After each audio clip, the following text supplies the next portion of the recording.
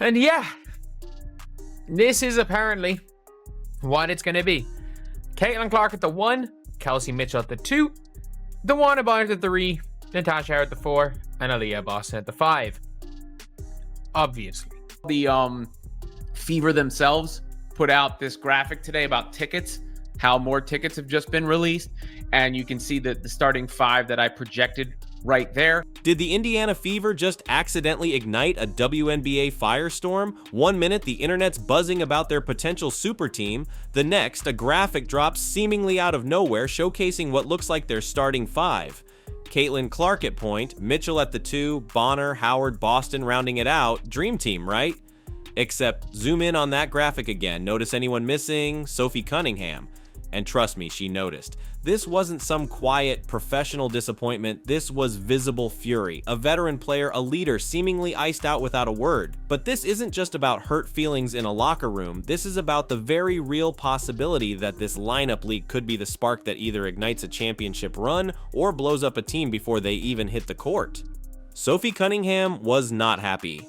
Let's be clear, her reaction wasn't some subtle shade or cryptic social media post. Sources say the temperature in the Fever facility dropped about 20 degrees when she saw that graphic.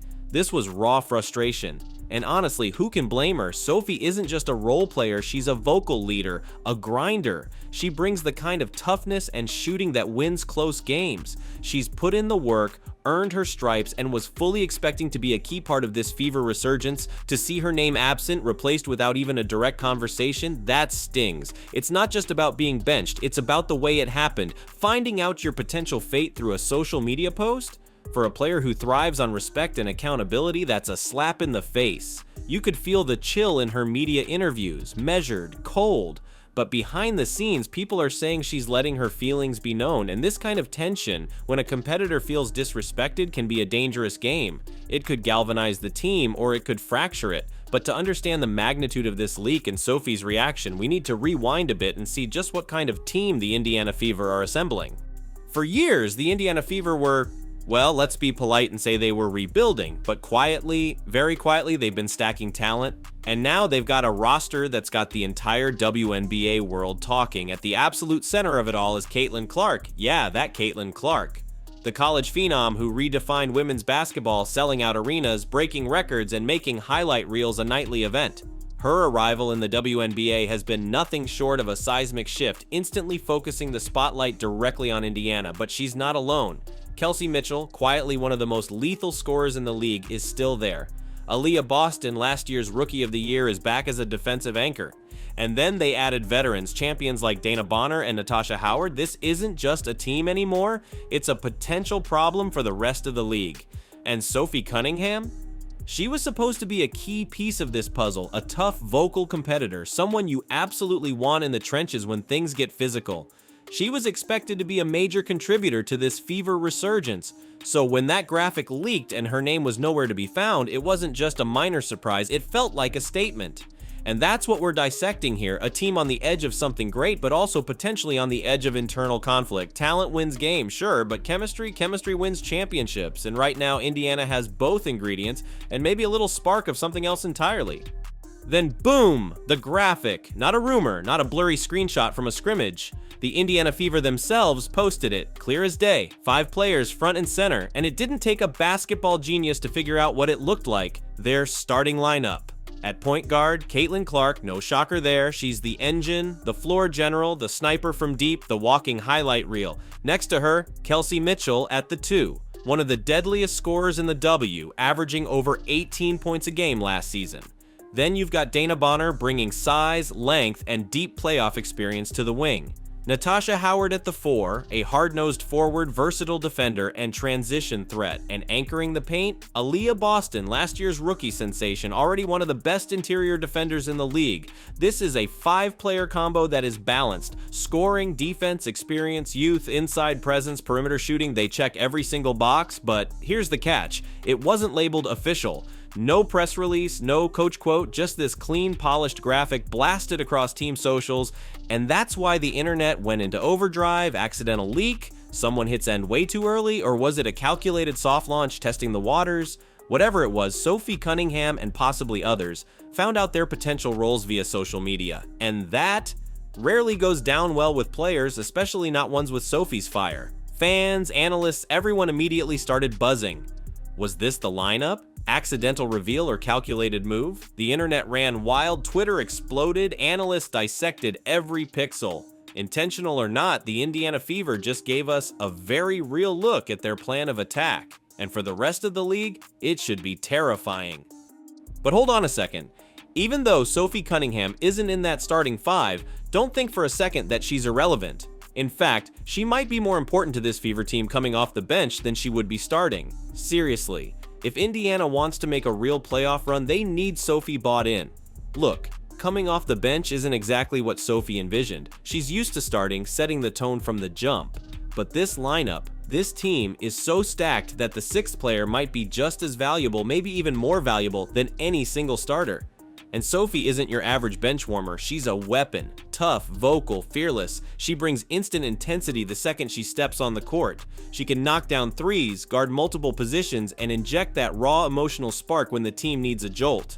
Every true contender needs that player who doesn't need to be the star, but can change the game with pure effort and presence. And here's where it gets really interesting. Sophie's versatility unlocks so many lineup combinations. Want to go small and ultra fast? Slide Sophie to the 4, stretch the floor, and run opponents ragged. Need to give Bonner or Howard a breather? Sophie can step in and hold her own against almost any matchup. This isn't bench filler. This is rotation glue. She's the player who keeps the second unit from collapsing when the starters rest. If she embraces this role, Indiana becomes exponentially more dangerous. But that's the big if, right? It all comes down to mindset. If Sophie chooses to lean in, own that 6th woman role, and prove she's still one of the most impactful players, even without the starter tag, she could be the piece that makes this whole thing click. But if that frustration festers, if it turns into disconnection, then yeah, we could see cracks forming before this team even reaches its potential. So no, she's not starting, but don't get it twisted, Sophie Cunningham's role still matters, maybe now more than ever. Now that we've dissected the starting 5 and Sophie's place in this whole equation, let's talk about what truly separates the Fever from the pack: their depth. This team isn't just top-heavy with stars, they've got legitimate firepower coming off the bench, and that's what turns good teams into contenders. Most WNBA teams have 5, maybe 6 players they truly trust. The Fever, they can come at you in waves. First up, Brianna Turner. She's already showing signs of seamlessly fitting into the system. Long, active, a natural screen setter, exactly what you want around a playmaker like Clark. Her ability to run the floor, catch on the move, and finish through contact makes her a high-efficiency weapon in those second-unit lineups. Think about what that means when Boston needs a rest. You're not losing that paint presence. Then there's Lexi Hull. Last year, she was thrown into the deep end, guarding players bigger, quicker, more experienced. But this season, with this deeper, more versatile roster, she can revert to her true strength, an energy player who brings relentless hustle, toughness, and perimeter defense every single minute she's on the court. No more mismatches, no more foul trouble from covering for roster gaps. And don't sleep on Sydney Colson either. She's not flashy, but she's a leader. Someone who can run the second unit, keep the offense organized, and steady the ship when Clark is on the bench. In a long WNBA season with a rookie point guard, that kind of veteran presence is invaluable. What you're seeing here is a roster that doesn't just have 5 great players. It has 10, maybe 11 who all bring something unique to the table. Rotations can shift based on matchups. They can go small, they can go big, lean into defense, or stretch the floor with shooters. They're flexible, which in the WNBA is a rare and powerful advantage. And here's the kicker, even this second unit can score. Shooters, defenders, rim runners, veterans who know how to exploit mismatches. When the starters sit, Indiana doesn't slow down. They shift gears and keep pushing. That's how you win in the playoffs. That's how you survive back-to-backs. That's how you wear teams down until there's nothing left in the fourth quarter. So yeah, everyone's obsessing over the starting lineup, but the real secret weapon, it's this rotation, this depth, this ability to stay dangerous for all 40 minutes. Okay, we've talked about the players, but what really makes this team dangerous is how Indiana plans to use them. Because this isn't just a lineup change, it's a complete offensive evolution. The Fever aren't just throwing talent on the court and hoping for the best. They're re-engineering how the game is played, and at the center of it all is, you guessed it, Caitlin Clark. Now here's the wild part. They're not using her like your typical point guard. Most teams stick their PG at the top of the key, let them dribble, call a set play, run a high screen, standard stuff. But Indiana, they're flipping the script.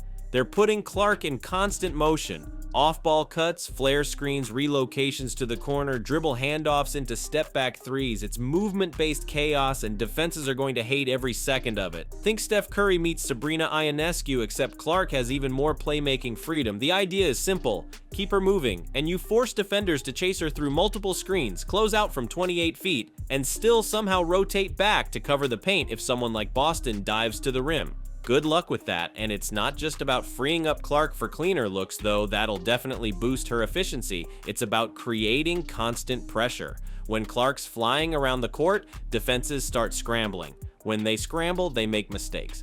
And when you've got shooters like Mitchell, cutters like Howard and Bonner, those mistakes become buckets. Even the bigs are part of this movement. Boston and Howard set hard screens, roll to the basket, or pop for mid-range jumpers, meaning Clark isn't just creating for herself, she's opening up clean looks for everyone around her. It's pick your poison basketball. The Fever aren't just modernizing their offense, they're weaponizing it. Every player is part of the movement. The floor spacing gets wider, passing lanes open up, mismatches are exploited in real time, and here's the scary part. This system is only going to get better with time. As Clark gets more comfortable, as the chemistry between her and Boston grows, as the shooters start hitting in rhythm, this offense could become unstoppable. So if you're a team thinking you'll just load up on Clark like she's a rookie, you might want to watch a little tape. Because the Fever aren't running a basic set play, they're building something that could completely rewrite the playbook on how point guards are used in the WNBA. And the rest of the league? They better start figuring it out fast.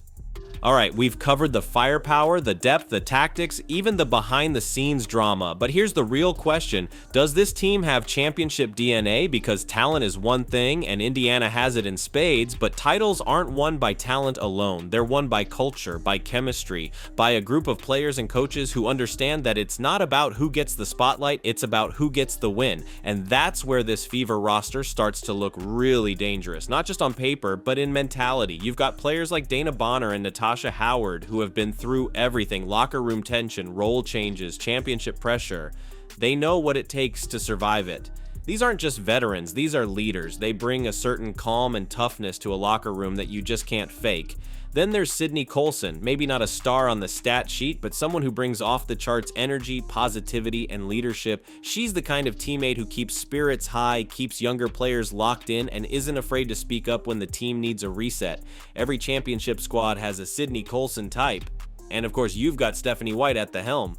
She's coached Caitlin Clark before. She's coached Bonner.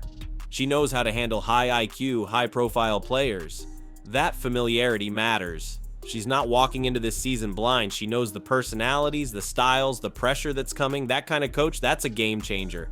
Now, the big question mark is buy-in. And yeah, that goes back to Sophie and maybe a few others. But if everyone accepts their role, leans into the system, and sacrifices personal shine for team success, this team's ceiling goes way beyond just making the playoffs. Because championship teams don't argue about minutes, they hold each other accountable, they cover for each other on defense, they make the extra pass, they talk through mistakes and bounce back stronger the next day. And for the first time in years, you can feel that energy in Indiana. It's not just hype anymore, it's not just the Caitlin Clark show. This is a group of grown, battle-tested women building something real, and they're doing it together. The Fever don't just have stars, they have a culture forming, one built on toughness, maturity, and a shared goal. Win now, not later. And that's the real foundation of a championship run.